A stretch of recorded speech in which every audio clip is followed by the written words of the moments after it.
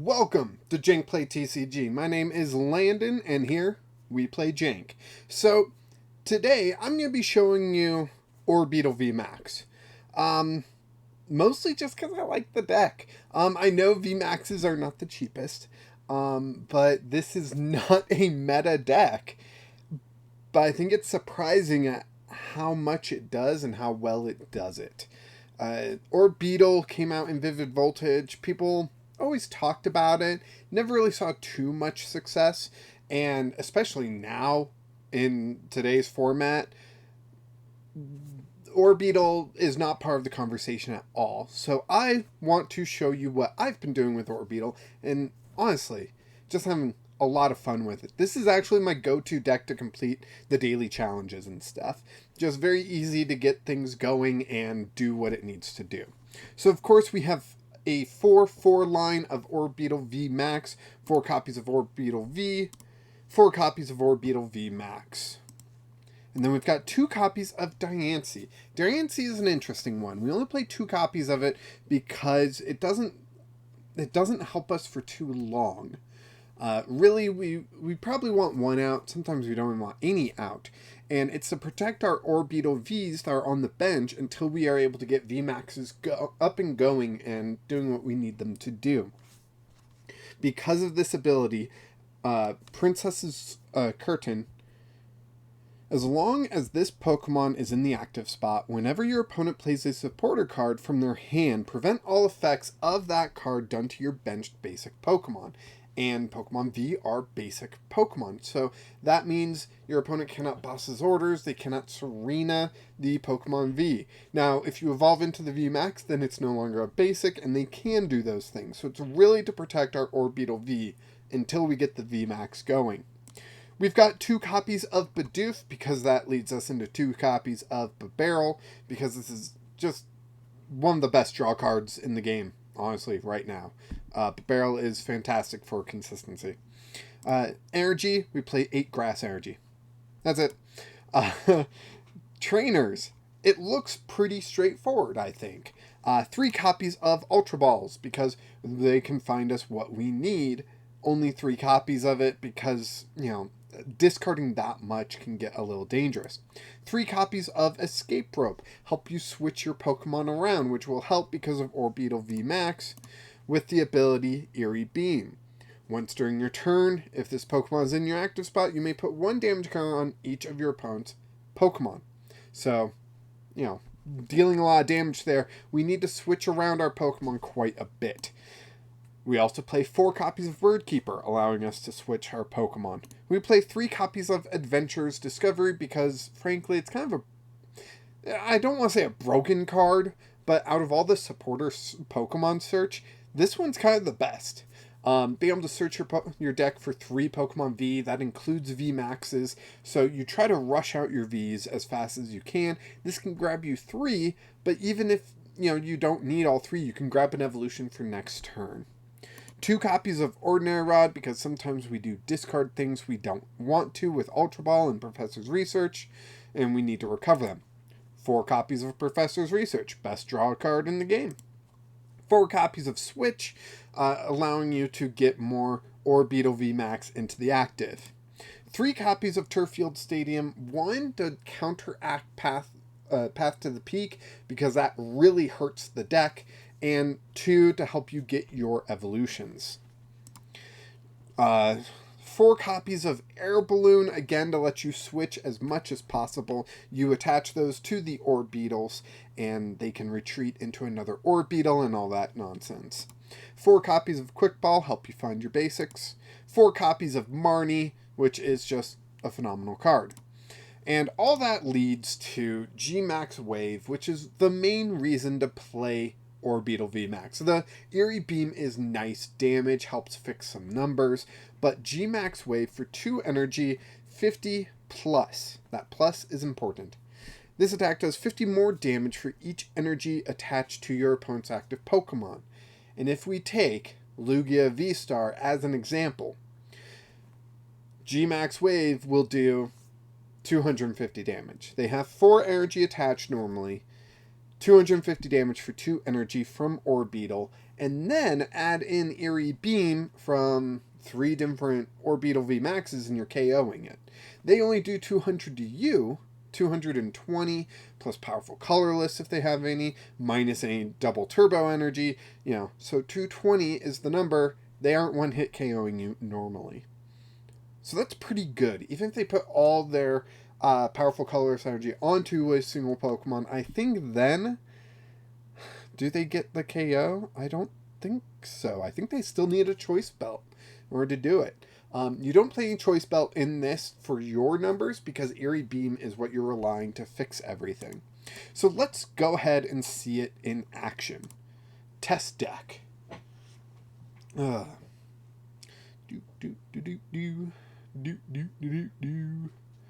a while to load there. Heads or tails? Always go tails. That's the way I do it, and I fail constantly. Hey, we actually hit tails this time. Nice. Do you want to go first? Yes. We want to go first because we want the first evolution, if possible. You will go first. We get Bidoof as our basic. Not a great starting Pokemon, but it is what it is. We start with 3 copies of Professor's Research in hand. This is actually pretty bad for us. We're playing up against a Urshifu V deck, it looks like. Well, shoot. They have Strafe for a single energy. They can do 60 damage. Yep, they're going to do 60 damage to this Bidoof. And it won't KO it, thankfully. But holy cow, that was terrible. Okay, Marnie comes down, which will put our hand back into our deck, which is actually pretty good for us. We get an Orbeetle, we get a Grass Energy, and we get a Marnie. We're looking pretty good right now. We could also play the Bird Keeper and attack with the Orbeetle. That is an option. Oof, yeah. Big hit onto that Bidoof. And Sobble comes into the active. Okay. We get another Bidoof. Actually, I'm going to play it down because I feel like this Bidoof is not long for this world. And we are going to play Marnie, even though that will improve our opponent's hand by 1 card. I think it's worth it. Okay. Okay. This is actually looking pretty decent. We can Quick Ball away the Ultra Ball or we can Ultra Ball away the Quick Ball and the Grass Energy for a Bibarel. Now that Bibarel can only go into the active Bidoof, but since they put Sobble in the active, I think that'll work out. So Bibarel comes down. Let's draw some cards. 5 cards, 5 new cards. We've got Orbeetle VMAX, we've got Turffield Stadium, which can help us search out more Orbeetle, and I will go ahead and do that. Another good thing about this is that it does let us, it lets us get Orbeetles out of the deck. So we're less likely to draw into it because it's in our hand already. So we go ahead and pass our turn. We got a pretty good hand here. They're playing down Drizzile. We're going to let them search out for a trainer. Ordinary Rod. Interesting choice. Because they don't have anything to recover. 2 energy on Rapid Strike Urshifu V. 2 of the Rapid Strike energy. And then they discard a 3rd? This bot doesn't know how to play. Jeez, that's fine. We're looking to play our deck well. Not looking to beat the opponent. Even though we're probably going to. And if I lose this after saying that, I'm going to be so frustrated. Oh my gosh. We just pulled our 3rd Orbeetle. So this is why, the perfect example, why we play Ordinary Rod. Because we can discard those 2. We can grab our 2nd Bibarel. Play that down. Now, I'm going to play Professor's Research because I don't want to have to get into any more nasty discards. Beautiful. We got Orbeetle there. We can discard that Stadium. We've got the Ordinary Rod. Look at that. 1, 2. And an energy. Wow. We got everything we could want. We've already played that energy. So, Ultra Ball away these 2. Done. Grab Orbeetle. Put the Orbeetle on the bench. We can even Escape Rope which is not bad. We'll Escape Rope into the Orbeetle VMAX. They put the Crobat in the active. Okay, so we can start getting damage down on the field with the ability. We can use Bibarel to draw some more cards. We've got a VMAX, we've got a Grass Energy, we can use Turffield Stadium to grab another VMAX. And G-Max Wave. Booyah! Now, we do not play Manaphy. Because Orbeetle is such a big honkin' Pokemon, I don't think Manaphy comes into play too often. Even against Rapid Strike Urshifu, doing 120 to 2 Pokemon on the bench, sure, they can knock out 2 Bibarel. That's not terrible. Okay, so they dragged Bibarel into the active, but luckily we've got Bird Keeper in hand, so we're still looking pretty good. The only thing I would really hope for right now is a switch card. That is my one worry about going into a different Orbeetle currently. I'm going to... Oh, beautiful, beautiful. And we get our Air Balloon here. So Eerie Beam. And this is the whole point of the deck here. We can Eerie Beam with this Orbeetle. Then we can retreat into this one.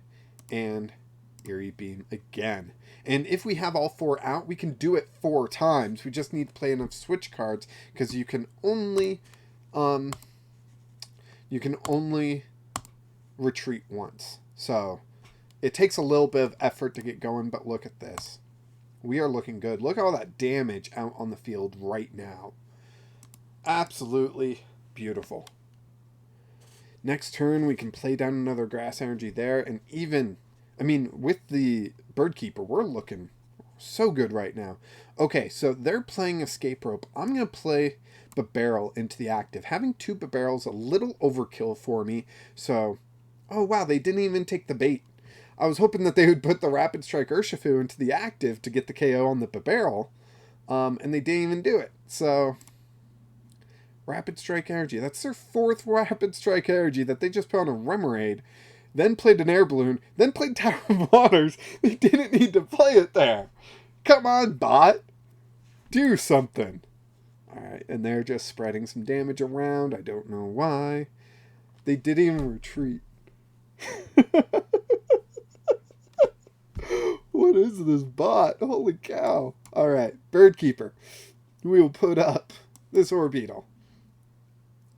We get a switch card. That's pretty cool. So we'll actually get a KO on this Remoraid before we attack, which is extremely useful.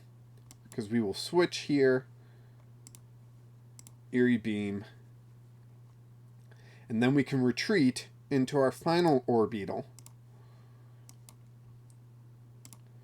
and Eerie Beam. So we get this KO. Now, I just hope they don't put the Crobat in the active. That's really my only hope. If they put the Urshifu VMAX in the active...